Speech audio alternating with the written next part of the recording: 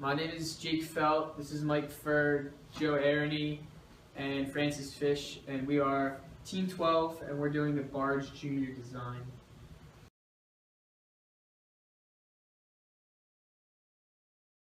So our background and significance, the mezzanine platform underneath the Platte Bridge in Philadelphia, there was a worker who was working on it.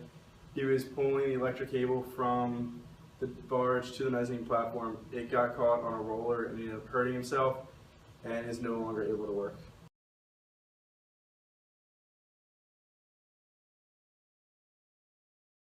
And for our project scope, the main purpose is to provide a safe, efficient, and OSHA compliant device that increases the safety and productivity of those working on the mezzanine, also while transporting the cable from the barge to the platform.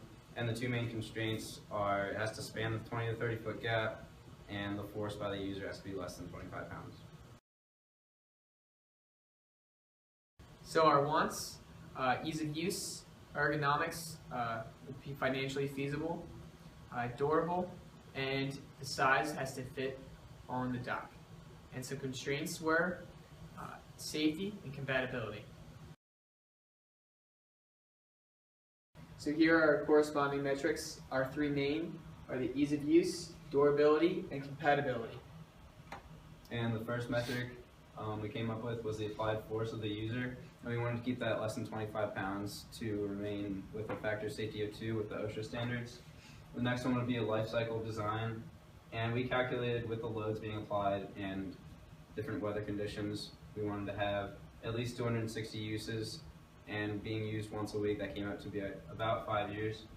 And the last one with compatibility was the dimensions of complementary equipment already on the dock, and it came out to be 20 to 30 feet. We had three main benchmarks.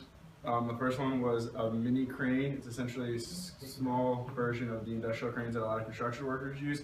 It can go into smaller places like inside buildings. The second benchmark was just a pole with a hook on the end. Drawback to that was trying to have that 20 to 30 feet isn't really going to be practical. And the third one was a conveyor belt, which you can't really move very well if you're trying to make it out of the way when it's not in use for as limited as the mezzanine platform is.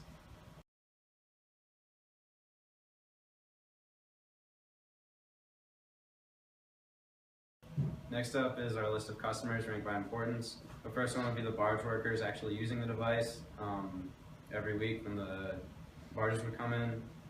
The next would be the investors or sponsors actually funding the project. And third is the potential manufacturers helping actually outsource and create the product. Next would be Philadelphia sewage ships coming into dock, and then other companies at the location, followed by City of Philadelphia boating regulations.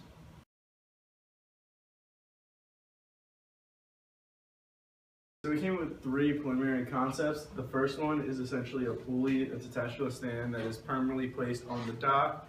When the barge comes, the cable would be thrown over like it normally is, except this time, instead of just pulling the rope normally like the workers do now, the rope would be run through a pulley and it would reduce the force and it would get rid of the cable getting snagged or anything on the way and potentially hurting someone. Our second design was more of an arm that's attached to the railing of the dock. It has a swivel so it can move in and out when it's in use or not in use, and it also extends outward so it can reach the barge depending on the distance between the barge and the dock. And our last concept is a conveyor belt. Essentially it'll be brought out when the barge arrives, and then after the cable is brought across it will be taken down.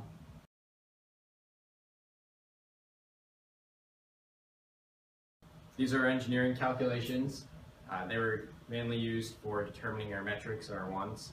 We looked at gears and we looked at pulleys, and again, they led to our metrics being what they are. This is our concept selection.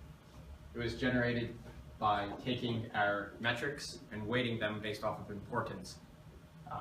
We then took the current concept that's being used and set that as our base and gave it a score 50 for everything. Afterwards, we took all of our new concepts and compared them relative to the base concept for scoring.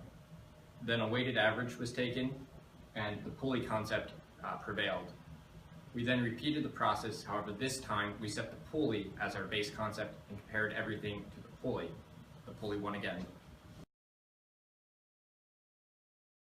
So moving forward, we've decided to go with our pulley concept based off of our concept selection and our metrics.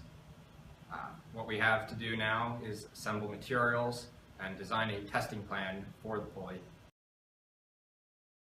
And that is the conclusion of our presentation. If you have any questions, feel free to contact us.